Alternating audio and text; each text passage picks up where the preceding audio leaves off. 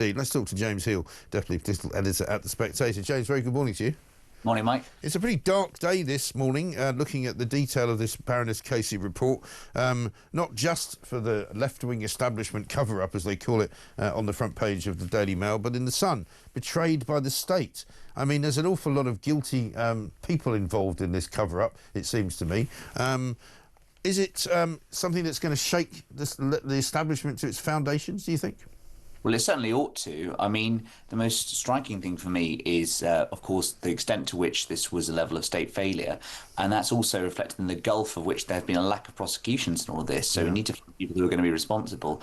And there was an extraordinary moment in the House of Commons yesterday, Mike, where Sean Davies, the MP for Telford, stood up and suggested that the Tories were to blame for not calling an inquiry sooner, when, of course, he was the local council leader who wrote to Amber Rudd, the then Home Secretary, and opposed it. So, I mean, this is someone who seems to have a lot of, front about this kind of stuff, but we need to call out the people who were involved in it. And, of course, where are they now 10, 15, 20 years on? Well, as you've just pointed out, some of them have made their way into the House of Commons. Some of them are still members of councils up and down the country. Some of them may have moved into, other jobs in the private sector. But there's certainly people who have benefited, say, for example, from these inquiries not happening and from these investigations not being done properly. And that will very much be the key test of the response to this report by Dame Louise Casey, which will be, are we actually going to see prosecutions blowing open some of these institutions? Because that's the really striking thing. It was great to hear that 800 cold cases will be investigated. Yeah. The key thing, of course, is speed, because these victims have waited a very long time. And, of course, the longer that we allow things to go, you miss evidence, you miss the chance to prosecute people.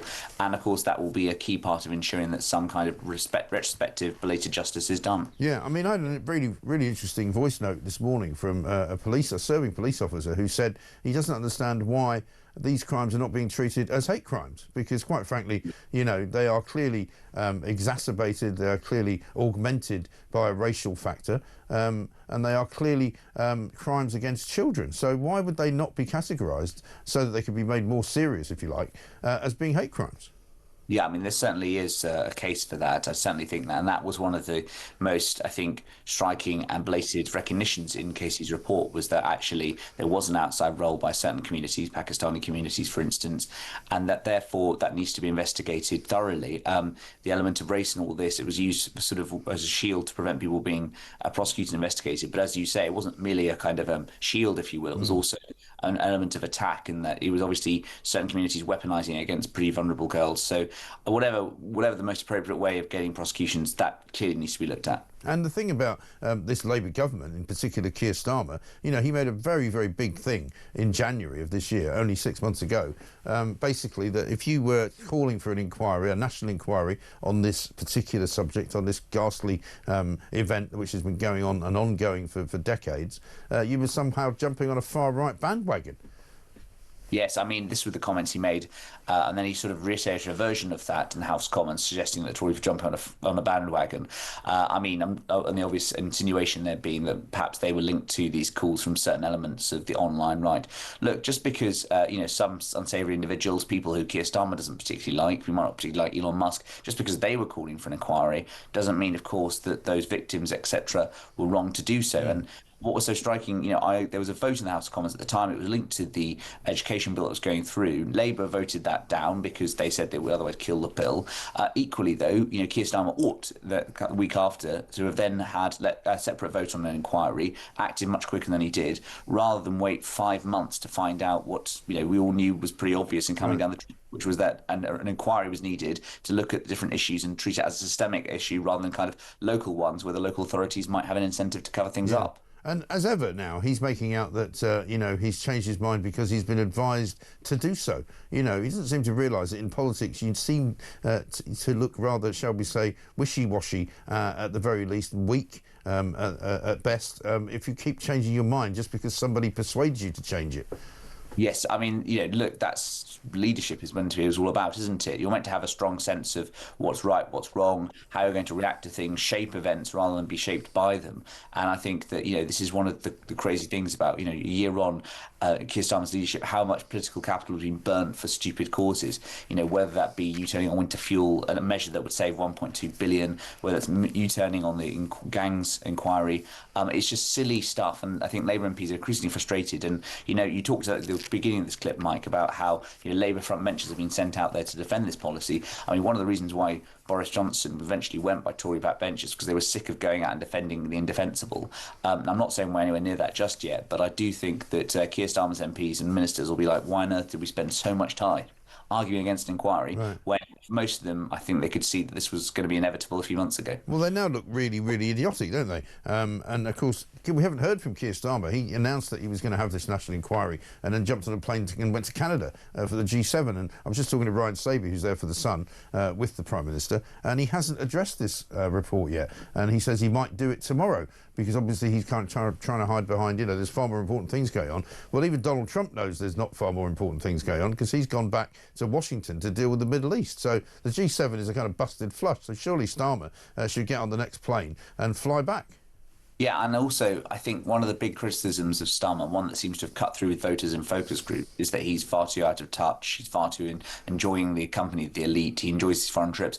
Now, I think these foreign trips can be important, but equally, to reverse that perception from his point of view, what he ought to do is go out there and do a sort of clip with broadcasters, explain, 10-minute interview, saying how he's going to respond to this, why did he get it wrong, what's his thought process and all this stuff. Because otherwise it's left his ministers to front up, and I can imagine they're not feeling too happy today about it. No, I'm sure they're not. I mean, big piece in the Mail today by Dan Hodges, who is not exactly a critic of the Labour Party. I mean, he has been very critical of them of late, but I mean, genuinely, he's a supporter of Labour. And he says, Keir Starmer knew, Senior Home Office Minister Jess Phillips knew, they all knew. Yesterday, the wall of deceit, corruption and confusion the government attempted to buttress around the rape gang scandal finally collapsed. I mean, those are pretty strong words. I mean, this is, I think, and I don't think I'm overstating this, this could take this government down, I think, if they get it wrong, if they misstep, and if we discover certain things about Keir Starmer while he ran the CPS, if we discover anything that links Jess Phillips to any sort of cover-up, I mean, this is a very dangerous and incredibly kind of far-reaching investigation, which could finish them off, I think. Well, I certainly think that it's one that touches on a huge amount of difficult issues for the Labour Party, ones where they probably wouldn't prefer to be spending their time talking about. Yeah. They've now bounced into it. It's amazing, by the way, you mentioned about Jess Phillips. I mean, how absent she's been. She was previously all about last year, etc., and very much, I suspect we won't be seeing too much of her in the near to distant future. Well, she took quite a long time to say anything, but she did say something yesterday. Here she is talking to the BBC. Check this out. Maggie Oliver herself, a whistleblower, says Labour and the Tories have both turned a blind eye. Maggie Oliver is absolutely right. When Sarah Champion came out and spoke about it, at the time, I completely and utterly supported her. So, yeah, look, people have turned a blind eye. There's no I'm not denying that. Including you? Absolutely not me. I have never turned a blind eye. I never would shy away from calling a problem what it is. Oh, really? Well, that's not how everybody else sees it, I think, James, is it? Well, no, and I think that, there's a lot of Labour MPs who will be looking in the mirror after some of this stuff and how it's been handled. And I'm not saying they're sort of in any way culpable for what went on, but I do think that the response to this has not been one where it's been Labour's best hour, certainly. No, indeed. And when you see key recommendations of this report saying things like, we need to change the law so any adult who has sex with an under 16-year-old is charged with rape, how is that not the law already? Well, quite. I mean, this is the French system, I think, where 13 to 15-year-olds are immediately, who have sex with adult men, are immediately charged, involved in rape. And I think that it's something that should have been happening a long time ago. We obviously need to look at different elements of all the sort of institutions of the state.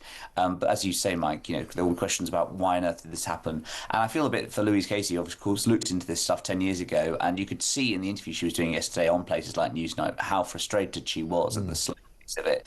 I think, frankly, a lot of the reasons is people just don't like talking about it because it doesn't fit neatly into a box. It's not party political necessarily. Obviously, there are parties who ran certain institutions, etc. But overall, it's a really difficult, thorny issue. And frankly, in Westminster, we often spend our times doing silly games rather than actually focusing on trying to ensure that the wheels of justice turn much quicker. Yeah, absolutely right. James, good to talk to you. Thanks very much indeed. James Heale, Deputy Political Editor at The Spectator.